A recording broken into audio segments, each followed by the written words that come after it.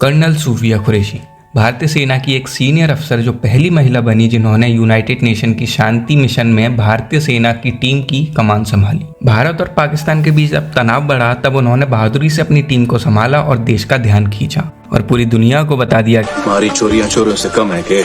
लेकिन आज की वीडियो का टॉपिक है कि आर्मी में अफसर कैसे बना जाता है। लेफ्टिनेंट से लेकर कर्नल तक की पूरी यात्रा हम इस वीडियो में करेंगे और कर्नल को क्या क्या सुविधाएं मिलती हैं ये भी हम इस वीडियो में जानेंगे। तो बने रहिए लास्ट तक और इस वीडियो को पूरा जरूर देखना। तो चलिए शुरू करते हैं, let's begin.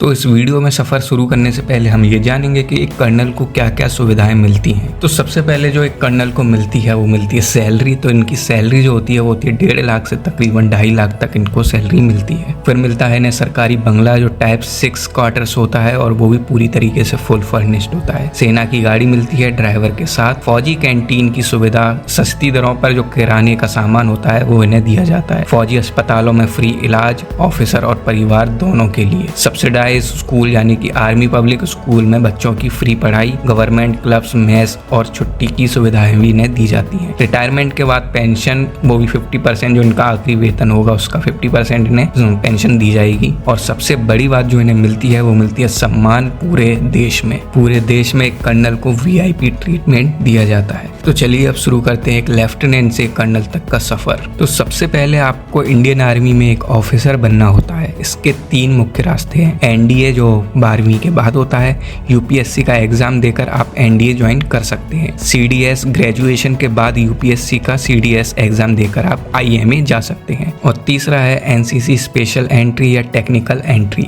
NCC C certificate या इंजीनियरिंग वाले छात्रों के लिए खास मौका होता है। आर्मी में भर्ती होने के बाद आपका सफर शुरू होता है लेफ्टिनेंट से लेकर कर्नल तक का। चलिए एक एक करके सभी रैंक को समझते हैं। लेफ्टिनेंट, यह आर्मी में आपकी पहली रैंक होती है। आप 30 से 40 जवानों की टीम को लीड करते हैं। ट्रेनिंग, अनुशासन और छोटी छोटी प्लानिंग आपकी जिम्मेदारी होती है। जब आप आर्मी में 2 साल की सेवा पूरी कर लेते हैं और आपका रिकॉर्ड साफ होता है तो ऑटोमेटिक प्रमोशन से कैप्टन बन जाते हैं। अब कैप्टन की ड्यूटीज क्या होती हैं? अब आपके पास पूरी कंपनी है। 100 से 150 सैनिक की जिम्मेदारी आपके ऊपर होती है। ट्रेनिंग, प्लान बनाना, मिशन की तैयारी करवाना, यूनिट की रिपोर्टिंग और युवा अफसरों को गाइड करना, ये एक कैप्टन की ड्यूटी होती है। जब आप ये सारे काम ईमानदारी से पूरा कर लेते हैं तो आर्मी में 6 साल की सेवा पूरी करने के बाद आपको मेजर की रैंक मिलती है। आपको जूनियर कमांड कोर्स भी पास करना होता है। इसके लिए मेजर की ड्यूटी क्या होती है वो जान लेते हैं। सीनियर ऑफिसर के तौर पर आप काम करते हैं।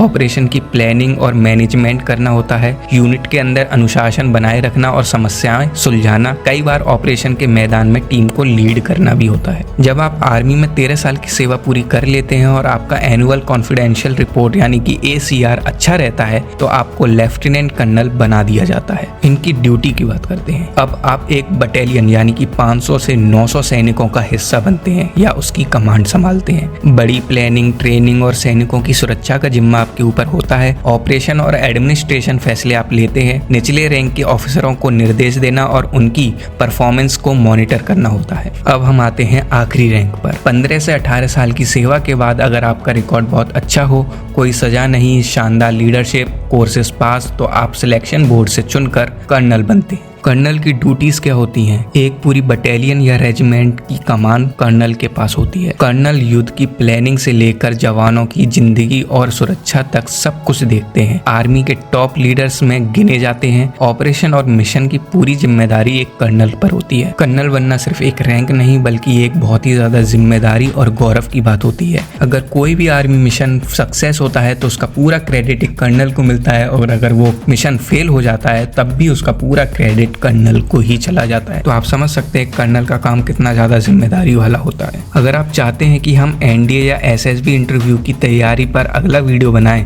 तो नीचे कमेंट जरूर करें। वीडियो पसंद आए तो लाइक जरूर करें और शेयर करें इस वीडियो को। चैनल को सब्सक्राइब करना ना भूलें। तो चलिए चलता हूँ दोस्तों, मिलते हैं अगली वीडियो में। तब तक के लिए जय हिंद, जय भारत एंड बाय।